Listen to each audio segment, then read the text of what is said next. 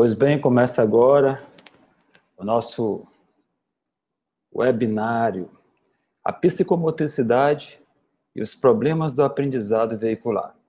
Eu sou Ricardo Borges, presidente da Associação Piauiense de Educação do Trânsito, e já vamos iniciar com a apresentação dos slides.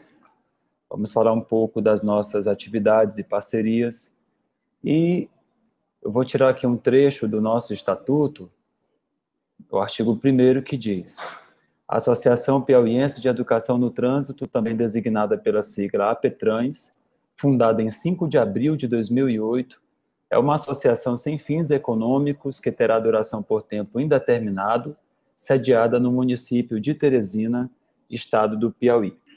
O inciso 1 diz que nosso objetivo é reunir profissionais da área de educação, artistas, publicitários, jornalistas, vítimas e familiares de vítimas de acidentes de trânsito e pessoas interessadas em resolver problemas comportamentais no trânsito, sem distinção de nacionalidade, sexo, religião, partidos políticos e cor, para fazerem parte como associados e, mediante contato pessoal, trocarem ideias e informações atinentes à especialidade de cada um, a fim de elaborar e realizar trabalhos de educação no trânsito.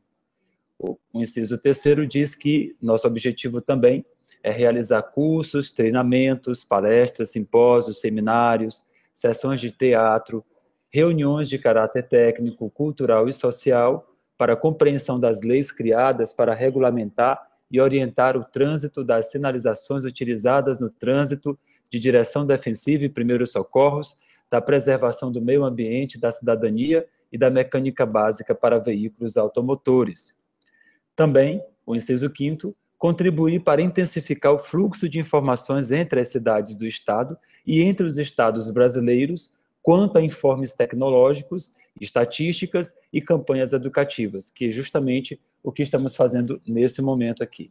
Sobre as parcerias e as atividades, nossa atuação é desde 2007 até 2016, embora a gente tenha sido fundada no dia 5 de abril de 2008 como organização da sociedade civil, nós começamos a nossa atuação bem antes. Como vocês podem observar nessa primeira imagem, esse foi o nosso primeiro trabalho de referência, o Teatro de Bonecos. A peça apresentada aí, na época, era o Código Encanto. Os fantoches acompanhavam a narração e as meninas dançavam as músicas da apresentação teatral. A gente teve um público tímido nessa primeira apresentação nossa, que teve como parceiro a S-Trans, que é a Superintendência Municipal de Transportes e Trânsito aqui de Teresina, vinculada à Prefeitura. Na sequência, a gente também formou parceria com o próprio Detran Piauí, que na época nos ajudou a melhorar o teatro e também acrescentar mais uma proposta que foi a palestra lúdica. E nesse aspecto, a gente teve, na Semana Nacional do Trânsito de 2007 ainda, cerca de 10 escolas atendidas com esse trabalho. Logo em seguida, ainda como parceiro, o Detran Piauí, nós iniciamos o projeto Anjo da Guarda. Eram jovens que se vestiam de anjos e visitavam pessoas em bares, restaurantes e afins, fazendo abordagem com uma mensagem breve e bastante contundente sobre a questão da alcoolemia e a direção. Logo na sequência, ainda com o Detran Piauí, fizemos o projeto Motociclista Consciente, que é o projeto Fique Vivo, Motociclista Consciente, na verdade. Nós visitamos cerca de 22 cidades do estado, apresentando palestras, fazendo sorteios de capacetes, e mobilizando a comunidade em cada uma das cidades com passeatas, né? E aí vocês podem observar um pouco da nossa atividade. E uma das últimas atividades que fizemos em parceria com o Detran Piauí foi a campanha Gentileza Gera Gentileza no Trânsito, Ela foi primeiramente estreada na cidade de Pedro II, no Festival de Inverno, e depois a gente veio aqui para a capital e fez essa parada aí na Avenida Frei Serafim, com a atenção da mídia local. Então, os jovens se vestiam aí de pierrots e colombinas, né, semelhante ao Carnaval de Veneza. E foi uma campanha que chamou muita atenção de todos.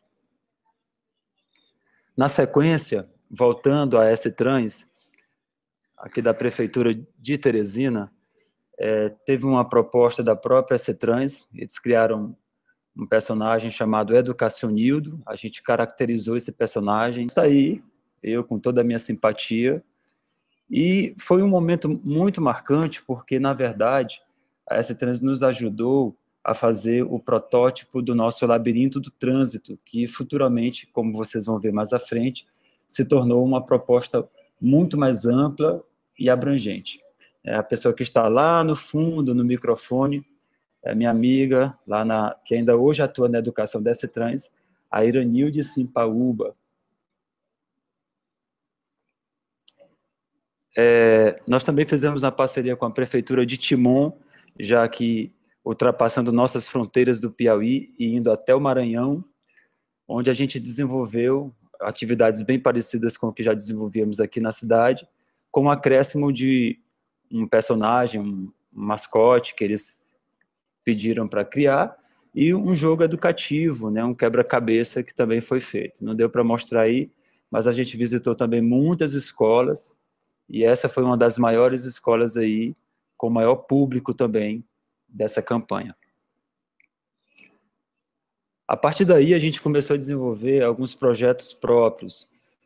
Um deles foi o projeto Trânsito na Escola, que incluía um curso, né, de capacitação em educação para o trânsito, para professores, né, da rede municipal, da rede estadual e até particular das cidades que foram contempladas. Esses professores, uma vez capacitados, nos ajudavam a desenvolver o restante da atividade, como a palestra lúdica para crianças, com o jogo Quebra-Cabeça do Trânsito e o jogo dos 7 erros, foi um jogo criado também por nós, como voltando aí a parte do labirinto do trânsito, que se tornou uma gincana escolar, com interação dos alunos, onde os próprios alunos eram parte do jogo, né, eram peças do jogo, era dividido por equipes, a equipe verde, amarela e vermelha, e era uma competição saudável, porque, na verdade, quem ganhava não era quem saía primeiro do labirinto, né, era quem conseguia cometer menos erros, né, e mais acertos, e tinha muitas questões relacionadas aos pedestres, ciclistas, motociclistas e motoristas, né, com imagens, ilustrações, alternativas, então era muito interativo, e a equipe que ganhasse, a prefeitura contemplava, além de ganhar o troféu, certificados, a prefeitura contemplava com viagens, né, viagens, outras premiações, como até pontos mesmo na escola, como atividade extracurricular. Depois a gente começou um projeto próprio também, que foi o Motociclista Seguro. A gente começava fazendo a inscrição de motociclistas em cidades do interior, em particular que não tinham habilitação. Essa inscrição coletava alguns dados, a gente fazia também ela através de blitzes educativas, e esses dados eram depois mensurados para gerar estatísticas naquela cidade sobre acidentabilidade, quantidade de pessoas que admitiam dirigir sem habilitação, possuir veículo, etc. e tal. Nós oferecíamos um curso, o curso chamado Motociclista Seguro, onde também apresentávamos uma peça teatral, ao vivo, e, na verdade, era um debate com a comunidade. A gente também fazia muitos questionamentos para entender melhor algumas coisas, algumas dificuldades. Tá aí nossos personagens principais aí das apresentações, o Zé Cabreiro, o Mané da Moto e o Peixe que Fala. No caso, essa peça teatral, hoje está disponível na internet através do nosso canal do YouTube, a Petranzong. Nós temos ainda o mascote, que faz parte da proposta do motociclista seguro, e sempre depois do curso a gente combinava com todo mundo fazer esse passeio motociclístico, todos de capacete, bem vestidos, e aí a gente andava com os estandartes, com as 7 mensagens principais de segurança para o motociclista. A Petrans, ela não só trabalhou a capital do estado do Piauí, Teresina, como muitos municípios aqui do estado. A gente também chegou a Brasília e uma vez lá a gente fez contato com outras ONGs do Brasil, né? Foi um workshop designado para ONGs, né? E a gente foi uma das ONGs contempladas com o convite, que foi indicação dos órgãos municipais. Nesse caso aqui, a própria S-Trans nos indicou como referência no Estado no trabalho de educação para o trânsito no aspecto de ONG. E lá nós nos juntamos com mais 21 ONGs e formamos um grupo que hoje é conhecido a nível nacional como ABROT, Aliança Brasileira das Organizações da Sociedade Civil pela Vida no Trânsito. E como essa aliança, a gente participa de algumas discussões a nível nacional e até internacional referente à segurança do trânsito. Aí são os meus parceiros, né? A gente muitas vezes se divide em grupos para fazer as atividades. Foram 2 reuniões em 2003, uma em agosto, outra em dezembro, e aí são as pessoas que participaram. Depois teve a segunda conferência global de alto nível sobre segurança no trânsito, que trabalha a questão da década pela segurança no trânsito, com o objetivo de reduzir em 50% o índice de mortes a nível mundial, nacional, estadual e municipal, cada um trabalhando pelo objetivo. Eu tive essa participação lá no grupo das ONGs e também no projeto Vida no Trânsito, explicando um pouco o papel das ONGs em intermediar o órgão, o gestor, com a comunidade. E também falando um pouco sobre educação para o trânsito, nossas atividades e atuação. Aqui está a nossa programação desse webinário de hoje.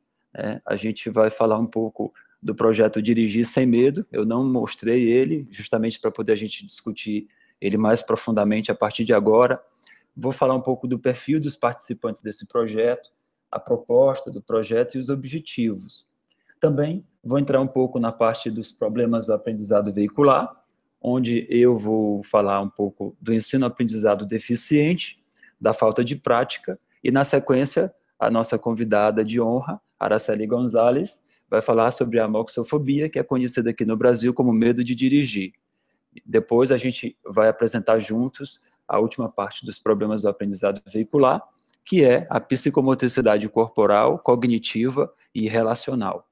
E, por fim, né, nós vamos finalizar com a parte como dirigir melhor e com mais qualidade, tanto na parte do ensino, como também da aprendizagem. Essa é a logomarca atual do projeto Dirigir Sem Medo. Na parte do perfil dos participantes, sobre a questão do sexo, nós tivemos a grande maioria mulher. Sobre a questão da idade, nós tivemos o maior índice aí, pessoas com entre 29 a 39 anos de idade, em segundo lugar, pessoas de 18 a 28 anos de idade.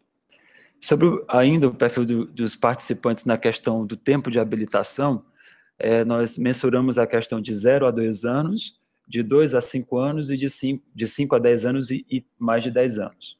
Nós tivemos aí um percentual muito alto de participantes que tinham mais de 2 anos de habilitação e menos de 5 anos, atingindo aí 54%. Em segundo lugar, pessoas que tinham menos de 2 anos.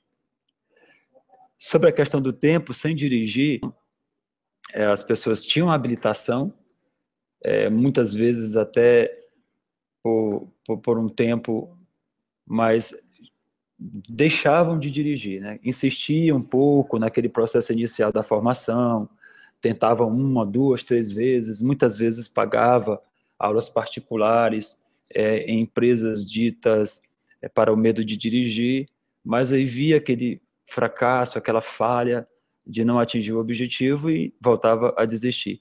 Então, nos procuravam mais ou menos nesse período, depois da última tentativa de dirigir. A conclusão sobre o perfil dos participantes, de forma bem simplória, é que 92% deles foram mulheres, né? A média de idade foi de 33,5 anos, né? E a média de aulas recebidas por cada um dos participantes foi de 15,5 aulas para poder atingir o objetivo.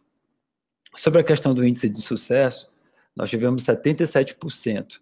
Né? A gente ainda teve um índice de 23% que nós não chamamos de fracasso, mas de falha. E vocês vão entender daqui a pouco por quê. O objetivo do projeto vai explicar até um pouco mais. A proposta do projeto Dirigir Sem Medo era oferecer um acompanhamento psicológico, juntamente com aulas de direção veicular, para os condutores habilitados que abandonaram o ato de dirigir, né? E essa proposta, o objetivo era ser mantida pelo órgão estadual de trânsito, DETRAN.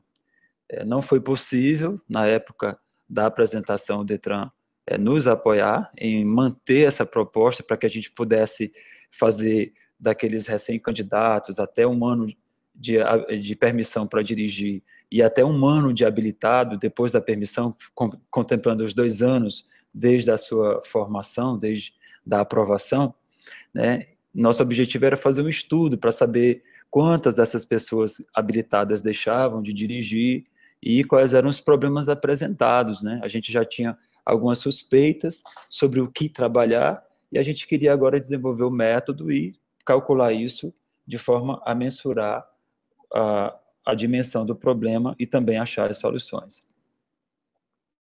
Então, não foi possível, a gente particularmente teve que fazer o projeto por conta própria, e nisso a gente teve que cobrar custos da proposta para os participantes. Então, a participação muitas vezes ela era voluntária e por indicação. Um participante acabava indicando o outro e assim por diante.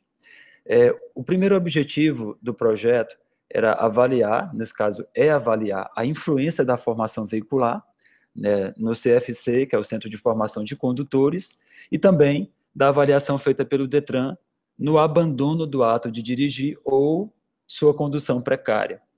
Muitas pessoas, elas não necessariamente abandonam a direção veicular, deixam de dirigir, não necessariamente abandonam isso. Muitas vezes elas insistem nisso por muito tempo e nessa insistência, sem muita didática, sem muita técnica, acaba desenvolvendo essa tal condução precária que chamamos aqui nesse primeiro objetivo, que também é muito conhecida como o condutor imperito, né?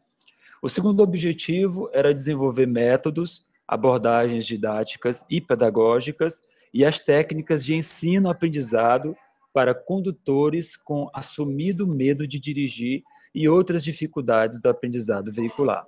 Então, nessa parte, não bastava apenas atender um candidato ou condutor. Nesse caso, a nossa prioridade era o condutor habilitado, embora tenhamos atendido alguns candidatos à habilitação reprovados no exame prático do DETRAN. Mas desenvolver um método, uma abordagem didática e pedagógica das técnicas de ensino para poder repassar essa informação, principalmente para instrutores práticos. O terceiro, desenvolver um conteúdo didático baseado no cronograma, plano de curso e plano de aulas para estabelecer metas ao aprendizado prático. E o quarto, estabelecer critérios e padrões para o curso prático do CFC e também para o exame prático veicular do DETRAN. Uma das observações era justamente não ver nenhum padrão, tanto na parte do curso prático, quanto na parte do exame do DETRAN. E aí, prosseguindo aqui, vamos entrar agora nos problemas do aprendizado. Um dos primeiros problemas observados foi o fato de não realizar ou concluir a carga horária mínima para o curso prático. Muitos candidatos, muitos participantes, na verdade, do projeto Dirigir Sem Medo, afirmavam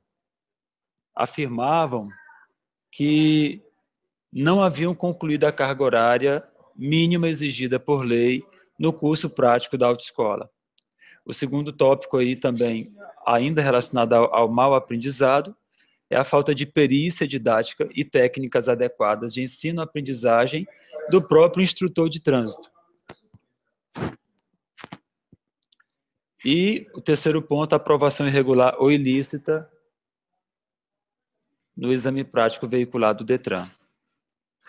A falta de perícia didática e técnicas do instrutor não abrange a totalidade. Nós estamos aqui criticando o trabalho dos instrutores práticos.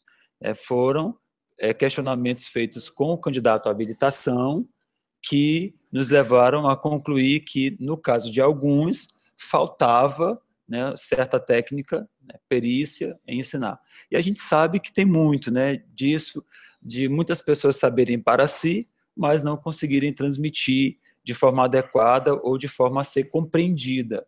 E a gente vai entrar um pouco nessa questão do mau aprendizado. Inclusive, eu quero até contar aqui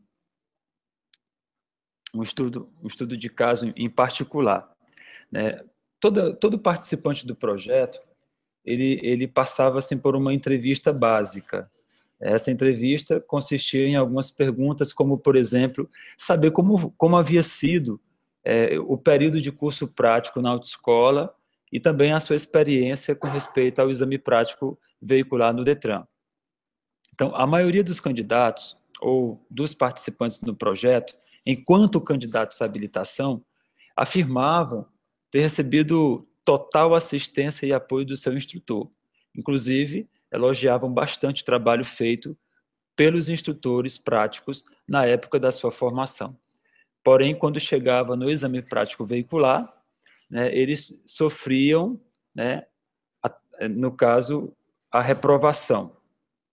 E diante dessas reprovações no exame prático veicular, eles muitas vezes se culpavam por não ter conseguido passar, muitas vezes culpavam o próprio examinador na questão da abordagem do examinador, diziam que muitos eram ignorantes, não eram educados, corteses, e algumas outras atitudes que deixavam eles, além da ansiedade natural e do nervosismo, do teste, da avaliação, deixavam ainda mais tensos, ao ponto até mesmo de cometerem erros. Porém, essas mesmas pessoas, repetindo as perguntas iniciais antes de iniciarmos o curso no projeto, depois que concluíam o plano de curso do projeto, mudavam um pouco a argumentação e já passavam a admitir que os instrutores deixaram alguma coisa passar, quanto à informação, quanto à parte técnica do veículo, quanto a algumas coisas. Uma das principais reclamações, juntando o contexto geral de todos os participantes, era a abordagem inicial com respeito aos equipamentos do veículo, aos controles e comandos do veículo, né? Muita gente dizia que os instrutores falhavam nessa parte, de mostrar os controles, mostrar como funcionam, onde eles ficam exatamente, quando utilizar cada um desses controles e comandos durante a própria direção veicular, e quais seriam formas de fazer isso com mais facilidade. Algumas pessoas apresentavam dificuldades, por exemplo, com giros do volante, outras apresentavam mais dificuldades na questão de passar as marchas, e ainda outras dificuldades na questão de coordenar os pedais. Então, tinha pessoas que tinham dificuldade nos três aspectos, tanto em giros do volante, passar as marchas ou coordenar os pedais, mas sempre tinha uma dificuldade mais acentuada. Então, essa falta de sensibilidade, muitas vezes, fazia com que alguns acreditassem ao instrutor uma falta de atenção, ou falta de perícia, ou falta de didática em algum aspecto. E eu estou passando isso para vocês que estão ouvindo, se você for instrutor, eu acredito que vale a dica, né, porque a pessoa, ela própria se avaliava enquanto estava sendo avaliada no projeto. Então, a gente criava tópicos para que ela pudesse, né, se autoavaliar com uma crítica construtiva, né, ao ponto de também se elogiar quando atingia metas e objetivos. O segundo problema que foi observado durante a prática do projeto, entre os participantes, foi a falta de prática, né? A falta de prática veicular. E no aspecto candidato à habilitação, também remontando essa época do condutor enquanto candidato à habilitação, fez muita falta a questão de um cronograma e programação durante o curso prático do CFC. E também a falta de prática depois de habilitado vinha muito do receio de perder a permissão para dirigir, no caso. A falta do cronograma, a gente observou o seguinte, o erro muitas vezes partia do próprio candidato à habilitação. Ele não conseguia se programar devidamente com a autoescola a ponto de pegar uma sequência de aulas, seja diária, né, ou durante a semana, num período de tempo que não desse um intervalo muito grande entre uma aula e outra. Mas também foi observado que a autoescola, por questão até de disponibilidade de veículo, deixava com que muitos condutores, enquanto candidatos à habilitação, passassem muitos dias sem dirigir. Então, outro problema que foi apresentado nessa questão da falta de prática enquanto candidato à habilitação foi a questão do período do curso prático, né? O curso prático demorava meses até para ser concluído, e a questão de aulas unitárias. A gente sabe que, pela resolução do CONTRAN, uma autoescola pode ministrar até 3 aulas no mesmo dia, sendo 2 aulas consecutivas. Então, muita autoescola ministrava apenas uma aula para aquele candidato naquele dia, e muitas vezes passavam dias sem ministrar aulas, e quando voltava a ministrar, era somente uma aula. E na nossa própria experiência do curso prático com o condutor habilitado, a gente percebeu que quanto mais tempo aquele aprendiz ou aquela pessoa que está reaprendendo a dirigir passa sem ter contato com o veículo, quando ele volta a ter contato com o veículo, na verdade, ele não vai aprender nada novo, ele só vai relembrar aquilo que aprendeu, e muitas vezes até com um grau de dificuldade maior, por ter esquecido, né, da aula anterior e das técnicas ensinadas, acaba dificultando até essa lembrança do aprendizado anterior. A gente percebeu na parte do cronograma que é muito importante explorar o maior tempo possível. Então, a gente trabalhava muito, por padrão até, essa questão de, no mínimo, 2 aulas seguidas, porque a gente calcula o tempo de deslocamento, né, do local de saída até o local apropriado para a aula, e o tempo de retorno. Então, o tempo de deslocamento e de retorno já toma tempo de aula. Muitas vezes, aquele candidato à habilitação e o próprio condutor habilitado não tinha contato com o veículo nesse percurso. Então, isso fazia com que tempo da sua aula fosse perdido. Muito importante essa questão de agrupar aulas, porque mesmo contando esse tempo de ida e volta perdidos, o tempo que se passa dentro do veículo acaba sendo bastante produtivo e proveitoso. Com respeito a uma programação, essa parte da programação, deixar claro também para o candidato à habilitação que ele precisa parar o tempo dele para se dedicar àquilo, principalmente se ele está querendo aprender a dirigir enquanto na autoescola. Não adianta ele vir com aquela ideia pré-concebida de que já sabe dirigir porque o pai, a mãe ou outra pessoa deu umas aulas, deu umas dicas sobre como fazer, ou ele já pegou poucas vezes no carro. A menos que ele insistentemente cometendo a infração de conduzir sem habilitação, já tem uma prática de longo prazo, né? Tirando isso, né, ele é apenas um aprendiz e tem que aprender do zero. E o instrutor tem que ter até mesmo autoridade para tentar trabalhar essa questão com o candidato. Essa parte do receio de perder a permissão já é uma coisa que vem depois da habilitação, que faz com que muitas pessoas deixem de dirigir. Muitas delas não têm um veículo disponível em casa, outras têm um veículo disponível em casa, mas não é da sua propriedade, o veículo é de alguém, então tem aquela coisa constrangedora de pedir a permissão e nem sempre receber. E tem a questão também de muitas vezes ter o veículo, mas não sentir aquela segurança para encarar o trânsito. Gente, eu finalizo essa primeira parte aqui, vou passar agora para Araceli Gonzalez. Ela vai falar um pouco sobre a questão da amoxofobia, conhecida aqui no Brasil como medo de dirigir, e depois eu retorno para discutir junto com ela a questão da psicomotricidade.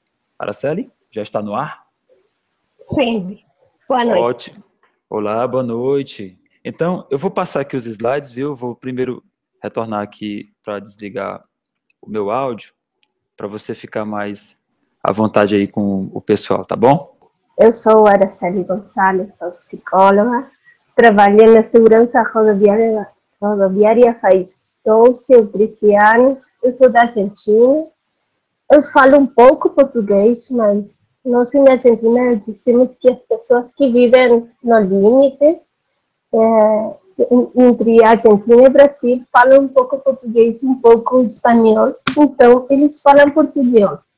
Eu penso que falo muito bom portunhol, mas não falo muito bom português. Então, vou tentar falar o melhor possível, tá bom?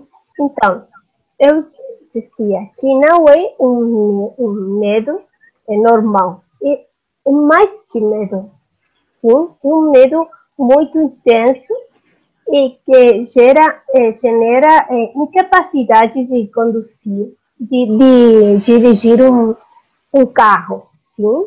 A pessoa não pode dirigir um carro, a pessoa quando pensa que tem que dirigir, vai ter medo também, sim. Então, o que passa com essa pessoa? Vai dizer, ok, eu não posso dirigir, mas foi de companheiro. Sim?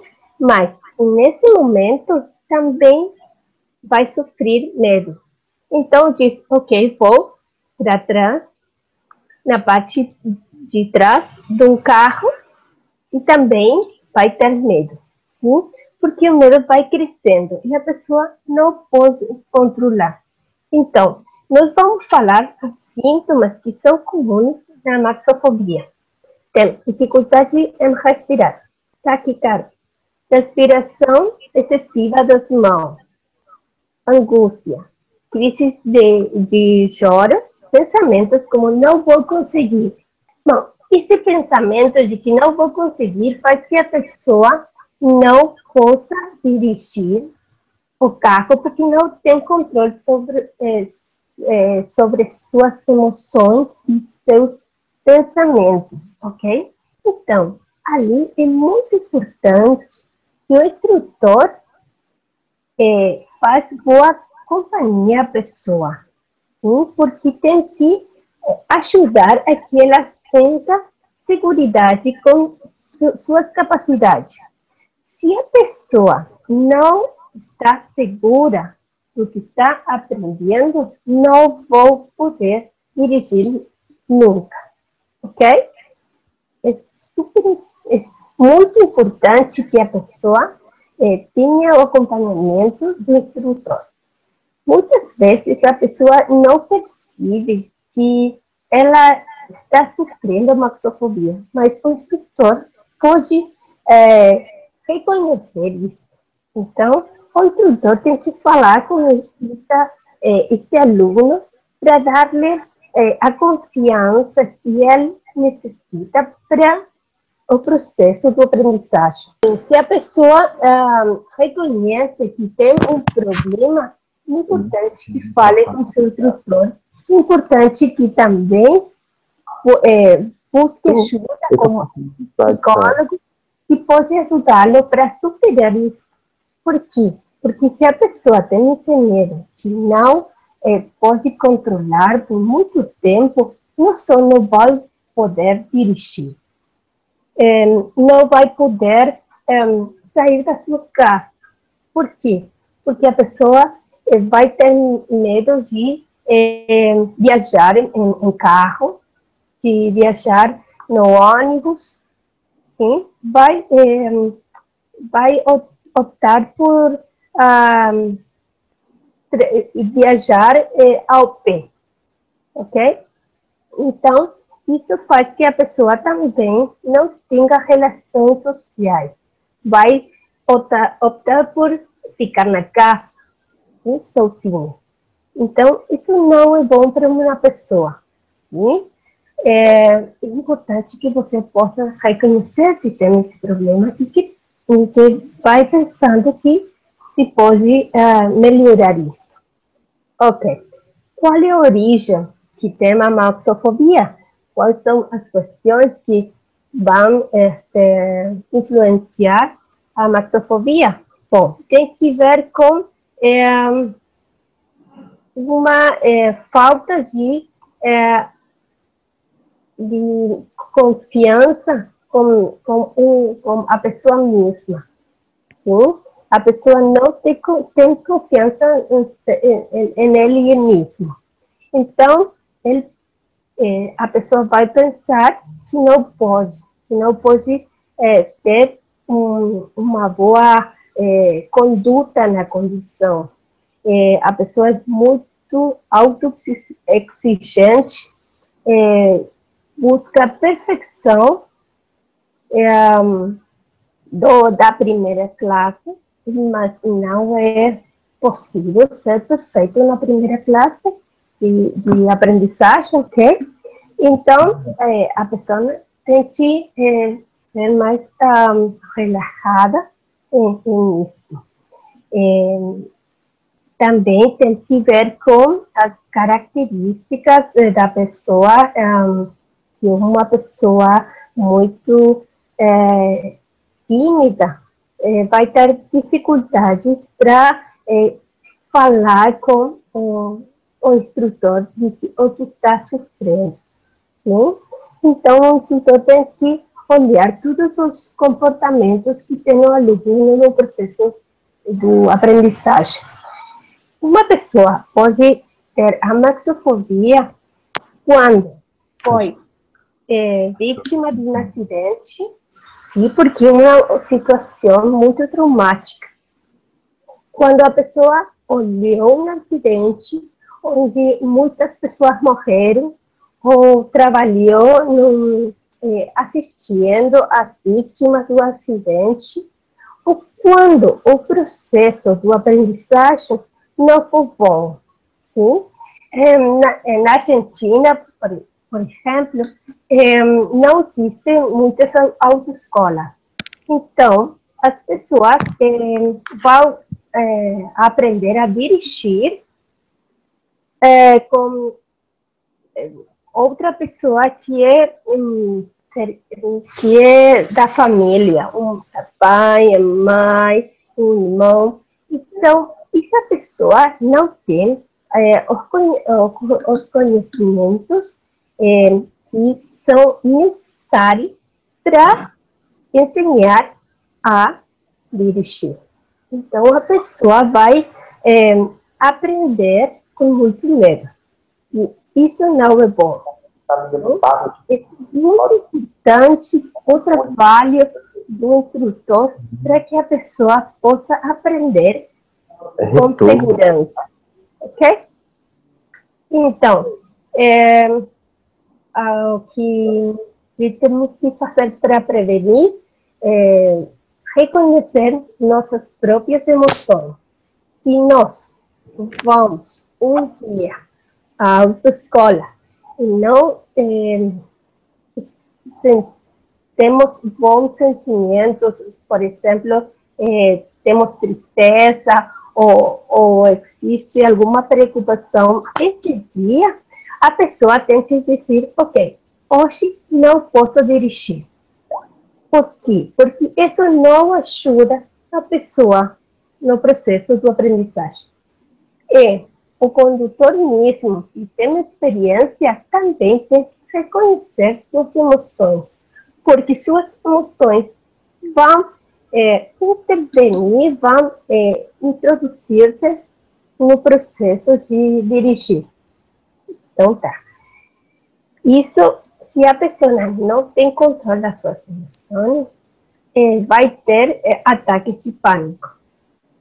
ataque de pânico no processo de dirigir um carro, vai repetir uma e outra vez, até que a pessoa não pode controlar suas emoções e vai deixar de dirigir.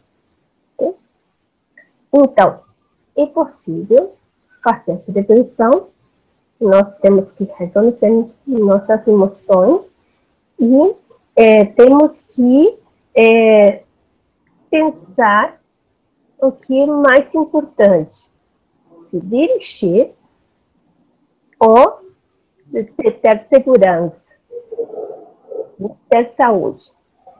E se a pessoa tem já a maxofobia, pois tem que saber que é possível melhorar isso. Como vão trabalhar? Se trabalha com o instrutor do trânsito e com o psicólogo. O psicólogo vai olhar como é o comportamento da pessoa no processo de dirigir. Mas não vá a pessoa sentar no carro a dirigir. É muito importante trabalhar com os simuladores. Por quê? Porque a pessoa que tem ataques de pânico, nesse momento, necessita segurança. Essa segurança vai dar o simulador. Por quê? Porque não está na rua. Está num lugar onde tudo fica controlado. Sim? Então, os simuladores vão servir para o processo de tratamento para superar a amassofobia. E o instrutor também vai trabalhar como psicólogo, olhando o comportamento da pessoa, sim? Para ajudá-lo a superar seu medo a dirigir. Lembre-se que você não está só, que você pode ser condutor de boa qualidade. Um condutor de boa qualidade é uma pessoa que pode reconhecer suas emoções antes de começar a dirigir. Todos os dias. Um dia eu posso não ter condições emocionais para dirigir. Então, esse dia eu tenho que reconhecer que não estou bom e optar por não dirigir. O que ela falou na parte da moxofobia também tem uma semelhança muito grande nessa outra parte, que é a parte da psicomotricidade. A psicomotricidade, conforme diz um conceito da Associação Brasileira de Psicomotricidade, é a ciência que tem como objeto de estudo o homem através do seu corpo em movimento e em relação ao mundo interno e externo. Está relacionado ao processo de maturação, onde o corpo é a origem das aquisições cognitivas, afetivas e orgânicas. É sustentada por 3 conhecimentos básicos: o movimento, o intelecto e o afeto. Eu destaquei aqui essa parte, o corpo em movimento e em relação ao seu mundo interno e externo, porque, na verdade, arremete muito o próprio veículo no momento do aprendizado. O condutor, ele precisa usar muitas inteligências dentro do veículo, inclusive a inteligência emocional. Tomar decisões, saber controlar, controles e comandos, e também saber como utilizá-los corretamente na hora certa, no tempo certo e para a coisa certa. Então, isso vai exigir essa interação com o mundo interior e exterior dele. Então, se ele tiver algum problema motor, ou psíquico, ou qualquer outro problema que venha interferir em ele ser bem-sucedido nessa interação com o veículo, ele com certeza vai gerar uma dificuldade maior no aprendizado. Nós temos aqui alguns problemas da psicomotricidade. A primeira delas aqui que eu vou destacar é a psicomotricidade corporal, dispraxia, perturbações da lateralidade, estruturação espacial, temporal e da imagem corporal, e também problemas psicossomáticos. A dispraxia, ela na verdade, ela tem um apelido que eu nem gosto muito desse apelido, mas ela é conhecida como a síndrome do desastrado. Interfere diretamente no equilíbrio, na coordenação da pessoa, na noção de espaço e também da própria visão tridimensional, aquela dificuldade que a pessoa tem de altura, largura e profundidade. Quando ela muitas vezes está dirigindo o veículo, ela sente isso quando, por exemplo, tem dois carros estacionados de um lado e de outro da rua e tem um espaço entre os dois veículos, numa via de mesmo sentido. Ela fica se questionando se dá para passar com o carro entre esses dois espaços. Outra coisa também é o tempo e o espaço. A gente sabe, por exemplo, que existe no Detran o exame da baliza, e o exame da baliza é o que mais treina, o que mais força nessa questão aí, tem a dispraxia. Muitas pessoas têm dificuldade em mensurar aquele espaço da baliza. Muitas delas dizem, mas esse espaço é pequeno demais para o carro, como é que eu vou colocar o carro lá dentro? E a pessoa também tem essa dificuldade da parte da lateralidade. A lateralidade, na verdade, ela interfere na questão da escolha de que lado, né, até do corpo ou do cérebro, você vai utilizar para desenvolver ou realizar determinada atividade. Então, existem pessoas que são destras, existem pessoas que são canhotas, existem pessoas que são ambidestras, que sabem utilizar os dois lados das mãos, das pernas, para desenvolver uma certa atividade. E tem a pessoa que não consegue desenvolver muito bem um lado, né, e consegue desenvolver melhor o outro. E às vezes não consegue desenvolver bem nenhum dos lados. Precisa treinar um dos lados para poder desenvolver determinada atividade. É o caso que acontece com quem está aprendendo a dirigir e vai controlar, por exemplo, a direção do veículo. A parte da direção do veículo é muito confuso para alguns candidatos à habilitação, quando um instrutor, por exemplo, diz dobra à direita, dobra à esquerda. Principalmente mulheres. E quando a gente fala assim, principalmente mulheres, é porque um estudo diz aí que a mulher ela utiliza os dois lados do cérebro para tomar algumas decisões. E isso faz com que ela confunda um pouco o que é direita e o que é esquerda.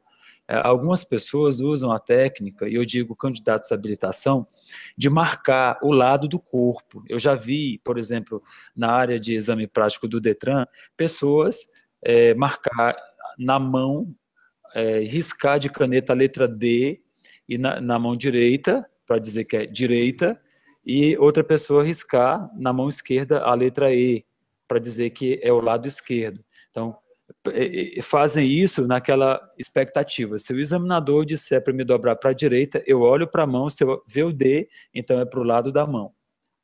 E assim eu faço com a mão esquerda quando eu vejo o E.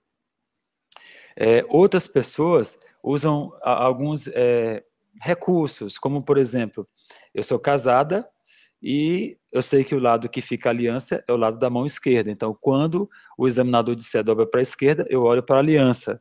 Né? E quando ele disser direita, eu olho para o dedo que não está a aliança. Então, são recursos que pessoas que têm dificuldade, né, ou perturbações na lateralidade usam, né, para poder compensar essa dificuldade.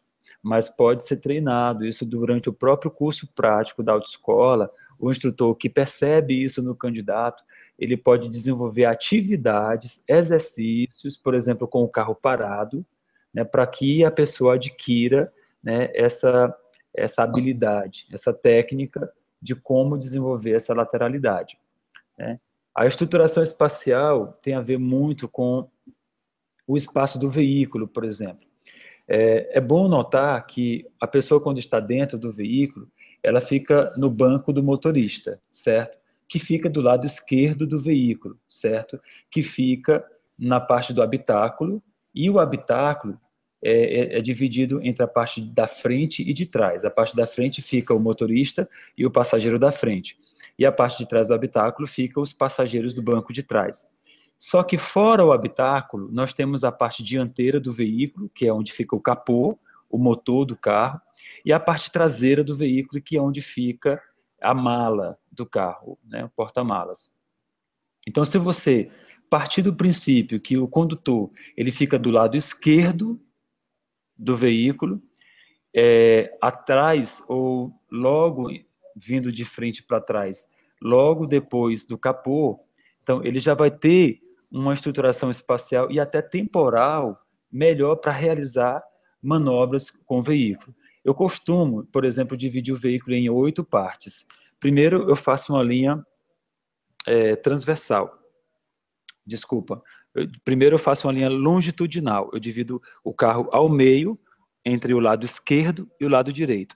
E depois eu vou fazer linhas horizontais, onde a parte da frente do carro ficam 2 quadrados, a parte da frente do habitáculo ficam mais 2 quadrados, a parte de trás do habitáculo ficam mais 2 quadrados, e a parte de trás do veículo, que é o porta-malas, ficam mais 2 quadrados.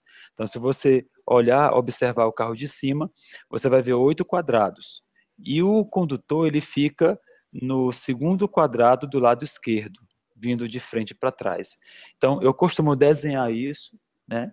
Eu tinha feito uma ilustração aqui para mostrar, não consegui achar na hora de montar os slides, não deu tempo preparar novamente a ilustração.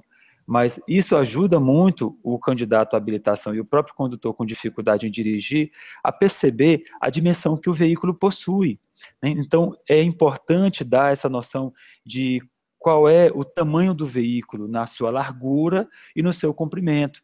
Então, um veículo costuma ter 1,50 m, 1,60 m de largura e de comprimento, muitas vezes, chega a quase 3 metros, né?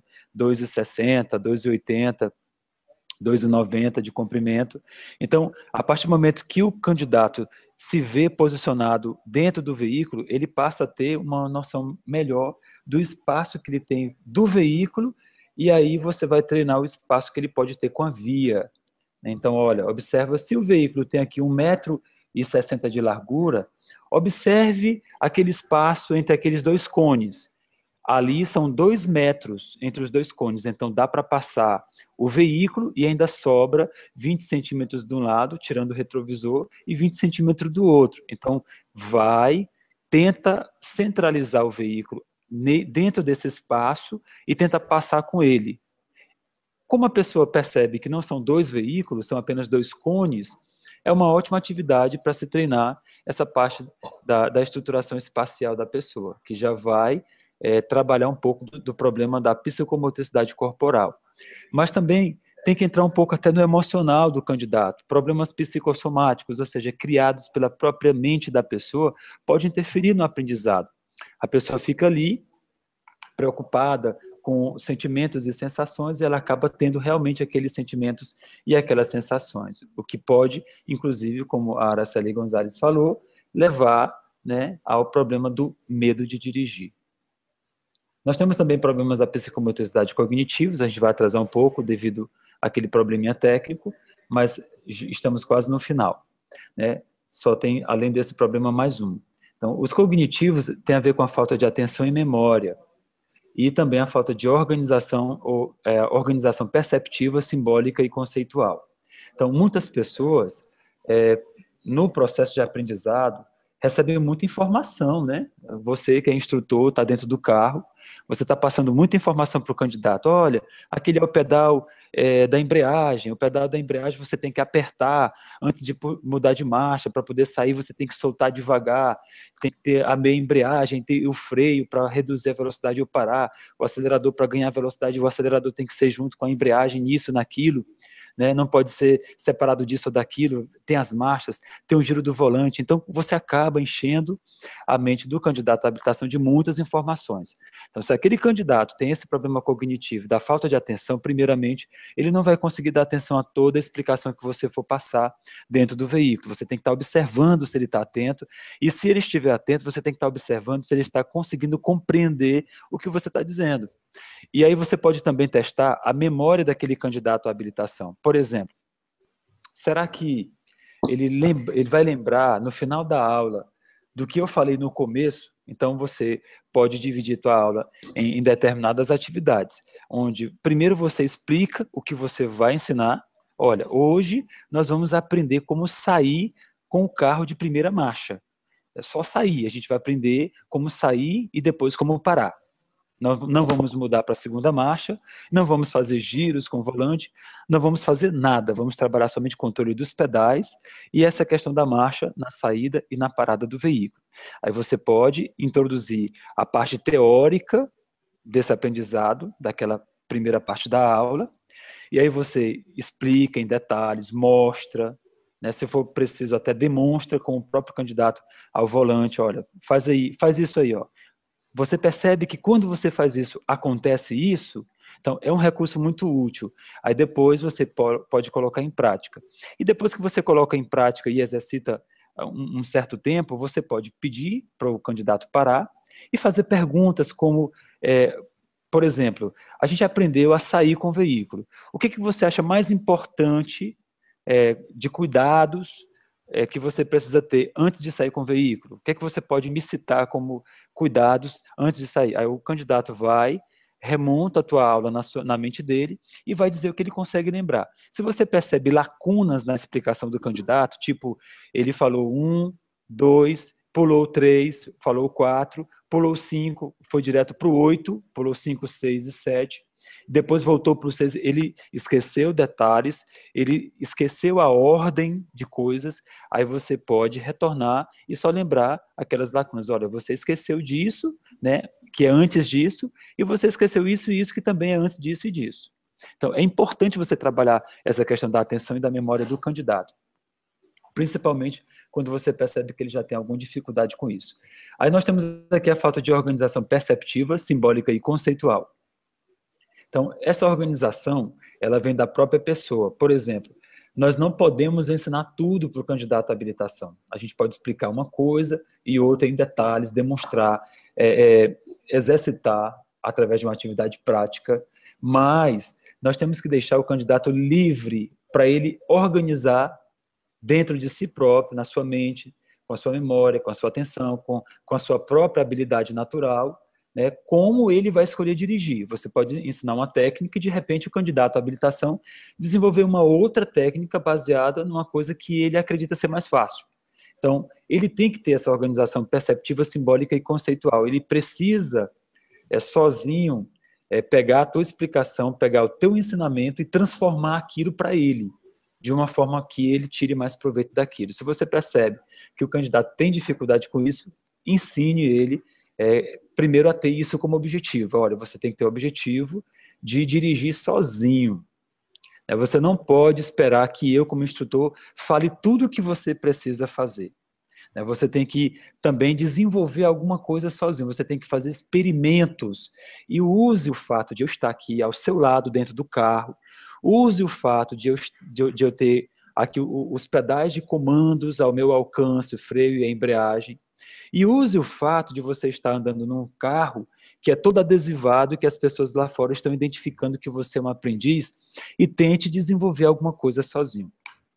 Por último, na parte de problemas da psicomotricidade, né, na parte relacional, nós temos candidatos à habilitação que têm dificuldade de se comunicar, né, dificuldade em ter contato com a pessoa, inclusive contato afetivo, né, contato verbal, afetivo, né, e também tem a questão da inibição, da hiperatividade e da própria agressividade.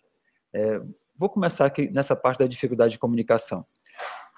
Nós, no projeto, tivemos experiências, eu particularmente, com alguns condutores que, se eu deixasse, ele passava 2 horas dentro do carro, 2 horas aulas, sem falar nada, só ouvindo e fazendo o que eu pedia.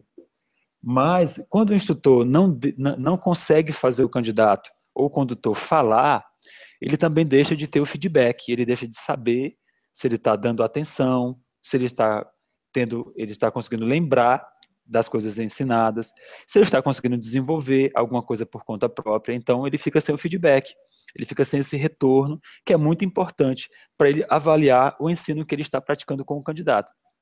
Então, é muito importante incentivar o candidato a se expressar.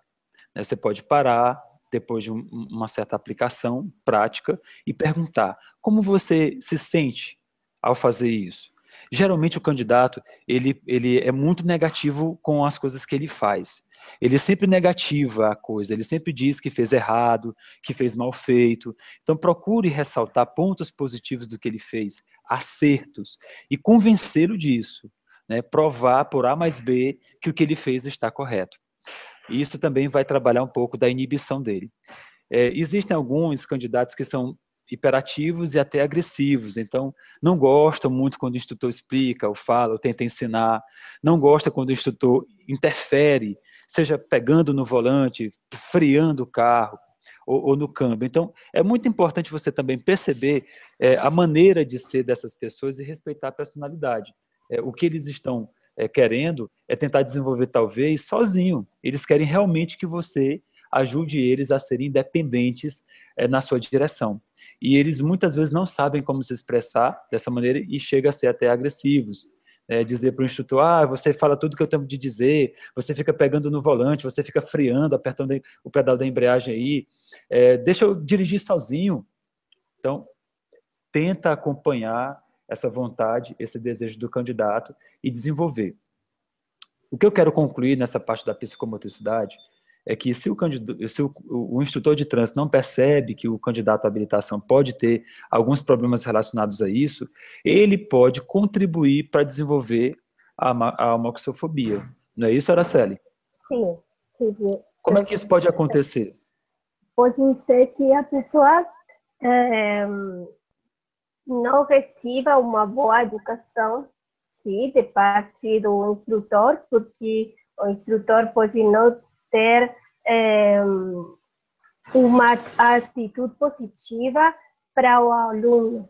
Sim, nós temos que sempre estar reconhecendo as boas práticas que tem o aluno, não as malas práticas. Porque então nós vamos vamos dizer que está fazendo tudo mal. Então nós temos que dizer o que a pessoa faz bem. Então nós damos segurança à pessoa.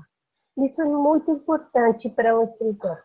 Dar segurança à pessoa quando está no processo do aprendizagem. Muito bem. Então, para finalizarmos, gente, aqui tem como dirigir melhor e com mais qualidade. Então, é preciso conhecer a proposta do curso prático, no caso do candidato à habilitação, que inclui a carga horária, o cronograma, o prazo do processo. Também é importante conhecer as etapas do exame prático veicular. O exame prático do DETRAN costuma cobrar 32 faltas e algumas infrações. Também é importante conhecer o plano de curso e plano de aulas do próprio instrutor e da autoescola. O plano de curso é uma coisa que o candidato precisa ter acesso. O plano de aulas já parte do próprio instrutor e ele pode estar, assim, antecipando o candidato à habilitação sobre o que ele vai ensinar. Olha, as aulas de hoje vai envolver isso, isso, e a próxima aula já vai envolver aquilo e aquilo outro. É importante também conhecer as metas do aprendizado veicular, ou seja, como avaliar o candidato à habilitação, como saber se ele está aprendendo adequadamente, como saber se ele vai conseguir desenvolver um bom aprendizado até o final do curso. E, por último, é importante conhecer esses problemas do aprendizado veicular e saber trabalhá-los. Tudo isso vai ser melhor explorado durante o evento no dia 25 de julho, no Teatro 4 de Setembro. O dia 25 de julho é um dia de segunda-feira, e eu quero convidar você a assistir essa aula lá, né?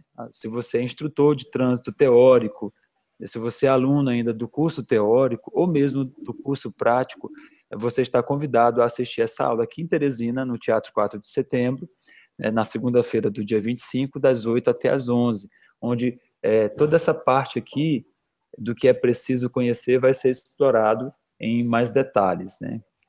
E também vai ser feito o lançamento do livro, A Prova de Primeira no DETRAN, da minha autoria, um livro que está sendo publicado pela própria associação, onde a venda desse livro vai ser para arrecadar fundos para sustentar nossos projetos e ações, e vai ter sorteio de livros e de cursos de habilitação. Algumas autoescolas já estão se propondo a oferecerem cursos lá, elas mesmas vão oferecer o sorteio, um representante, assim também como os seus instrutores, e faz bem você, que é proprietário de autoescola, também se envolver nessa proposta, tá certo? Araceli, você quer falar alguma coisa como despedida? Agradecer pela oportunidade de falar com vocês. Eu gostaria de voltar a falar novamente com vocês, porque para mim é uma experiência muito importante transmitir os conhecimentos da psicologia para que a pessoa seja um bom condutor. Muito bem. E só lembrando que esse vídeo ele está sendo gravado, nós vamos editá-lo, e uma vez editado a gente vai manter ele tanto na página do Facebook, como também no site. E a gente convida você a acessar o site, a versão online do livro já está disponível, você pode adquiri-la, e também convidar outras pessoas e participar do evento do dia 25 de julho. Muito obrigado e até mais.